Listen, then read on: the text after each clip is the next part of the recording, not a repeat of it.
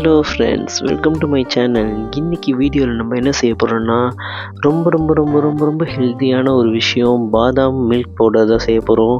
பாப்பாவுக்கு ரொம்ப நாளாக செய்யணும்னு நினச்சிட்டே இருந்தோம். ஸோ இப்போ நம்ம செய்யலாம். அதுக்கு தேவையான பொருட்கள் என்னென்னு பார்த்தோம்னா 2 கப் அளவுக்கு நான் பாதாம் எடுத்திருக்கேன். இது வந்து 250 ml இருக்கிற கப் இது. ஸோ நான் அதில் 2 கப் எடுத்திருக்கேன். இதை வந்து நல்லா கொதிக்க இருக்க தண்ணியை ஊற்றி வச்சிங்கன்னா வெறும் 15 நிமிஷத்துலேயே அது நல்லா ஊறிடும். தோல் உரிக்கிறதுக்கு ரொம்ப ஈஸியாக இருக்கும். 15 நிமிஷத்துக்கு மேலே ஊற வைக்காதீங்க. அதுக்கு மேலே ஊறிடுச்சுன்னா அது தண்ணி பதமாயிடும். அப்புறம் அது காய வைக்கிறது ரொம்ப கஷ்டமாயிடும். ஸோ ஒரு 15 நிமிஷம் ஊற வச்சு இந்த தோலை உரித்து எடுத்துக்கோங்க. ஈஸியாகவே வந்துடும் தோல். இந்த மாதிரி வந்துடும். இந்த மாதிரி நீங்கள் எல்லாத்தையும் இப்படி உரித்து எடுத்துக்கோங்க. உரித்து எடுத்த பாதாமை ஒரு நாள் முழுக்க வெயிலில் அப்படியே காய விடுங்க. இல்லை நல்ல வெயில் அடிக்குதா ஒரு 2 மணி நேரம் காய வச்சிங்கன்னா போதும். ஸோ நான் அதுமாரி காய வச்சு எடுத்துருக்கேன். ஒரு 4 ஏலக்காய், கொஞ்சோண்டு ஒரு கைப்பிடி அளவுக்கு பிஸ்தா, அப்புறம் அரை கப் அளவுக்கு முந்திரி, 3/4 கப் அளவுக்கு கற்கண்டு, கொஞ்சோண்டு குங்குமப்பூ எடுத்திருக்கேன். இப்போ இதெல்லாம் வச்சு தான் நம்ம இந்த பவுடரை செய்ய போகிறோம். ஃபஸ்ட்டு அதுக்கு இது எல்லாத்தையும் ஒரு தடவை லைட்டாக அப்படியே ஃப்ரை பண்ணி எடுத்துக்கணும். பாதாமை முழுசாக போட்டு ஃப்ரை பண்ணாதீங்க, ஏன்னா அது வந்து கரெக்டாக ஃப்ரை ஆகாது. ஏன்னா நிறைய கண்டென்ட் இருக்குது. அதை 2 பாகமாக பிரித்து ஒரு பாகத்தை ஃபஸ்ட்டு போட்டு ஃப்ரை பண்ணி எடுத்துக்கோங்க. ரொம்பலாம் ஃப்ரை ஆகணும்னு அவசியம் இல்லை, ஏன்னா இது ஆல்ரெடி வெயிலில் காய வச்சது.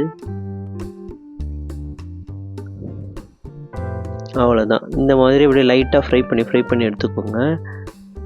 அது அப்படியே ஷைனி பதத்துக்கு வரும். அந்த மாதிரி வந்துச்சுன்னா எடுத்துக்கோங்க. ஏன்னா ரொம்ப இது பண்ணிட்டிங்கன்னா அது ஆயில் விட ஆரம்பிச்சிடும். அப்புறம் அரைக்கிறது கஷ்டம். இப்போ முந்திரியும் அதே மாதிரி லைட்டாக ஃப்ரை பண்ணி எடுத்துக்கலாம்.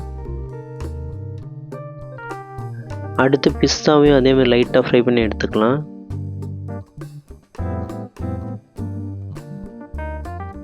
அவ்வளோதாங்க. இப்போ இது எல்லாத்தையும் அரைக்கணும். அவ்வளோதான் மேட்ரு. இது எப்படின்னா ஃபஸ்ட்டு அந்த கற்கண்டு அரைச்சிடுங்க. இது 3/4 கப் அளவுக்கு இருக்குது கற்கண்டு.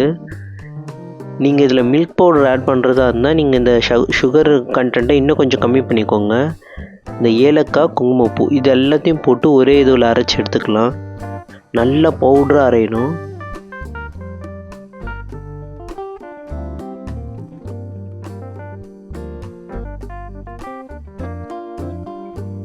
இந்த மாதிரி பவுடராக அரைஞ்சிருக்கணும். இதை நல்ல ஒரு பெரிய தட்டில் இதை கொட்டிடுங்க.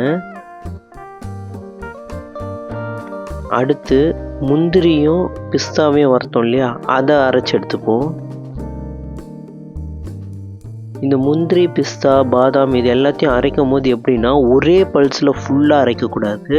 பல்ஸை விட்டு அரைக்கணும். அப்படி அரைச்சிங்கன்னா தான் அது கரெக்டாக பவுட்ரு பதத்துக்கு வரும். இங்கே ஒரே பதத்தில் அரைச்சிங்கன்னா அது சட்டுன்னு என்ன ஆகிடும்னா எண்ணெய் திரிய ஆரம்பிச்சிடும் அது. ஸோ அந்த மாதிரி ஆகிடுச்சுன்னா உங்களுக்கு வந்து பவுட்ரு பதத்துக்கு வராது. இந்த பாருங்கள், இந்த மாதிரி பல்ஸ் விட்டு அரைங்க. இப்போ அடுத்து பாதாமையும் அதேமாதிரி அரைச்சி எடுத்துப்போம். பார்த்தீங்களா, இந்த மாதிரி வரணும்.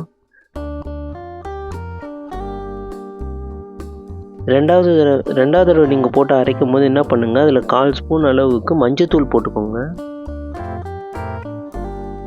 இப்போ இதில் நம்ம தான் அரைச்சது எல்லாத்தையும் இதில் தான் கொட்டியிருக்கோம். இப்போ இது எல்லாத்தையுமே போட்டு நல்லா மிக்ஸ் பண்ணணும். உங்கள்கிட்ட பால் பவுட்ரு இருந்ததுன்னா நீங்கள் இந்த ஸ்டேஜில் பால் பவுட்ரு சேர்த்துக்கலாம். நான் பால் பவுட்ரு ஆட் பண்ணல, அப்படியே தான் விட்டுருக்கேன். நல்லா மிக்ஸ் பண்ணணும்.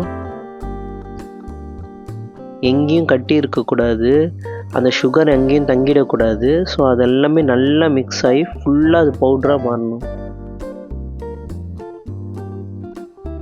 இதை வந்து நீங்கள் ஏர்டைட் கண்டெய்னரில் போட்டு வச்சிங்கன்னா ஒரு 2 மாதம் வரைக்கும் நீங்கள் வெளியிலேயே கூட வச்சுருக்கலாம்.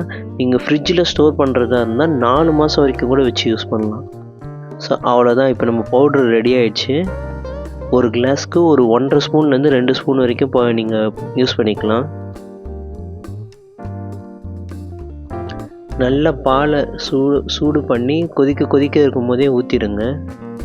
இப்போ அப்படியே நல்லா மிக்ஸ் பண்ணி வச்சிட்டிங்கன்னா இது லைட்டாக ஆறிட்டு குடிக்கிற பதம் வரும்போது உங்களுக்கு கரெக்டாக செட் ஆகிடும். இந்த மாதிரி டெய்லி ஒரு கிளாஸ் குடிச்சிங்கன்னா உங்களுக்கு ரொம்ப ரொம்ப நல்லது. நல்ல தூக்கம் வரும். ஏர்ஃபால் இது கண்டிப்பாக ஸ்டாப் பண்ணும். அப்புறம் ஸ்கின் வந்து பயங்கரமாக க்ளோ ஆகும். இன்னொன்று என்னென்னா போன் நல்லா ஸ்ட்ராங் ஆகும். இதில் நிறைய பெனிஃபிட்ஸ் இருக்குது. இதை வந்து டெய்லி ஒரு கிளாஸ் நீங்கள் இந்த மாதிரி சின்ன வயசுலேருந்து பெரியவங்க வரைக்கும் கூட குடிங்க. மெயினாக சின்ன பசங்களுக்கு கொடுங்க. ஃபஸ்ட்டு 10 இயர்ஸ் வரைக்கும் குழந்தைங்களுக்கு நம்ம என்ன கொடுக்குறோமோ அதுதான் ரொம்ப ரொம்ப முக்கியமான விஷயம்.